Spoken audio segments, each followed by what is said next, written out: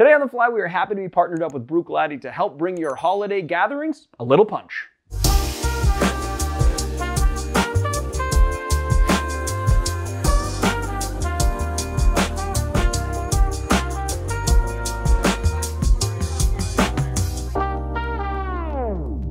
My name's Leandro Demon Riva, and this is The Educated Barfly. Stop whining, man. It's not that hard. Let's get into making the punch. My absolute favorite time of the year is the holidays, and not just because I get to take my kids to go see Santa Claus and take cute pictures, or just because it's a really magical time of year, which it is the most magical time of year, but really because it is the one time in the year that we can give ourselves the permission to slow down, put everything else aside, and spend time with the people that we cherish the most. Holidays are all about gathering with your loved ones, eating some good food, drinking some good drinks, and really reflecting on the past year. I'm not sure if it's really much of a surprise to you, but I love to entertain during the holidays, and a tradition that I have for every holiday, except for the last two, have been to gather with a large group of family and friends.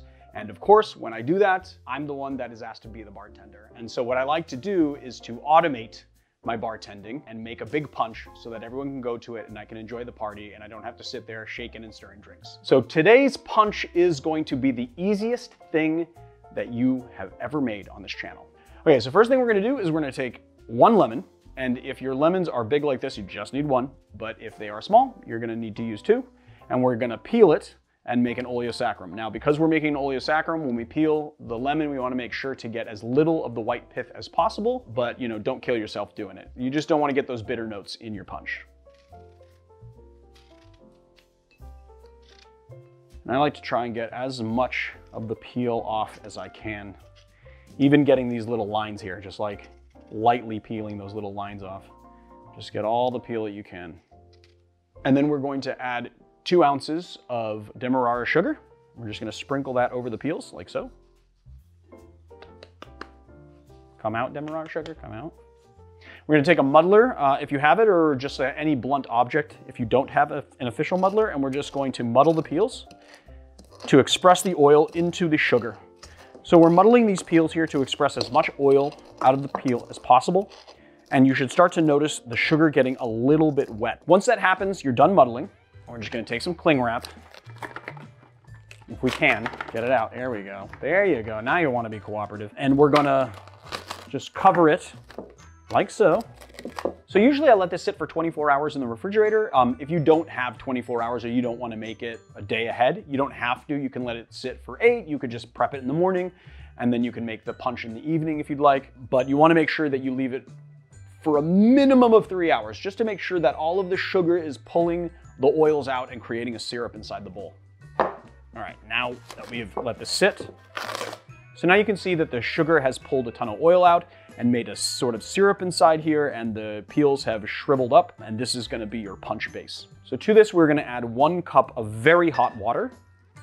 This is really just to preheat the bowl and to dissolve the sugar. We're just gonna give it a nice stir, making sure that all that sugar dissolves. Once it is all dissolved, we're gonna take either a slotted spoon or like this little doohickey that I got at the market. We're just gonna pull those peels out, so you no longer need them.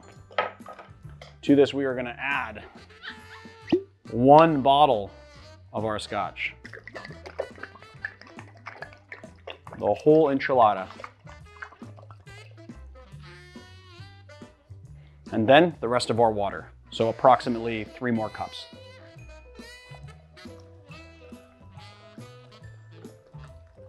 All right, here's our Blackwood's Hot Whiskey Punch. Let's grab a glass. I have preheated my glass with some hot water to make sure that it's nice and hot and doesn't cool down the punch when it comes into my glass. And cheers. Then we're just going to ladle some in and give it a taste.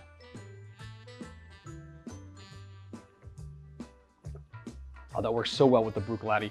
So you get all of those nice sort of honey and heather notes from the Bruichladdich, lightly lemony and lightly sugary. It's just very nice, very much like a hot toddy. So what's nice about this is that it is a little bit more stable than a hot toddy. It doesn't have the actual lemon juice in there, so it has a completely different texture, but you get that lemon from the oil. You get all that lemon essence. You get a little bit of those dark sugar vibes going on from the Demerara sugar that we put in here, and then you get all of the flavor of the whiskey. It's very kind of honeyed and heathered. It's just a really, really nice, fantastic whiskey for this. Now, the trick to this punch is that you have to keep it hot. The whole point is that it's hot whiskey punch. So there's a couple of ways to do this. If you have a fireplace, you can put it in a bottle. You can just bottle it and put it on the hearth, and then the fire will kind of keep it warm. That is not the best way to do it because it's going to be a little inconsistently hot on one side and it's not going to keep it super hot, not to mention that it will be hot to grab the bottle. You can put it in a crock pot, which is a good way, and you can control the temperature. But I'm going to show you guys a little bit of a hack on how to do this if you have just one little piece of equipment. So this piece of equipment, for those of you that don't know, is called a sous vide or an immersion circulator. It is designed to keep water at a very even temperature, and it does this by circulating water. It's basically a heat stick. So what I've done is I've set it to 140 degrees and I've just bottled our cocktail, and we're just going to stick our bottle into this bath, and then you can leave it there for the life of your party. Now there's a couple of things that you want to do when you are doing this particular thing. First, you want to cap off your bottle, which I have not done. And then secondly, you want to make sure that you never bring it above 172 degrees, because if you do that, it's going to vaporize the alcohol in there. So the purpose is to keep this hot for the life of your party without burning it and creating any off flavors in there or oxidizing the whiskey. You can just keep this there for the life of your party, and then as soon as somebody wants it, it's hot and it's ready to go, and it's super, super easy. The sous vide would only cost you about 140 to 200 bucks. So it's an investment, but it has so many applications behind the bar, it's worthwhile, I think.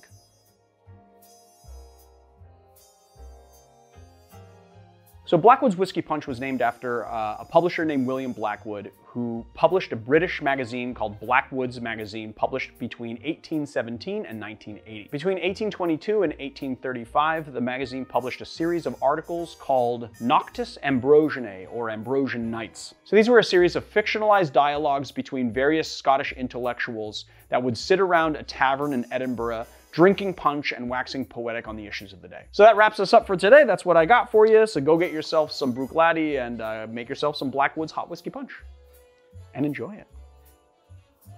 I know I will. If you like this channel, hit like, hit subscribe, check us out on Patreon and YouTube memberships. So because we are in the season to just count our blessings and be thankful, I want to just thank very much our YouTube members and our patrons. A lot of what we do on this channel is directly because of your help. And so I just wanted to say thank you guys so much, and have a safe and happy holiday. I will see you guys at another time. Holidays are about gathering, and honestly, if you hadn't gathered this, what? Was that a pun intended? Oh, about gathering, and then I said gathering? Yeah. All right, if you haven't gathered this, yeah, but I'm not gonna say that though.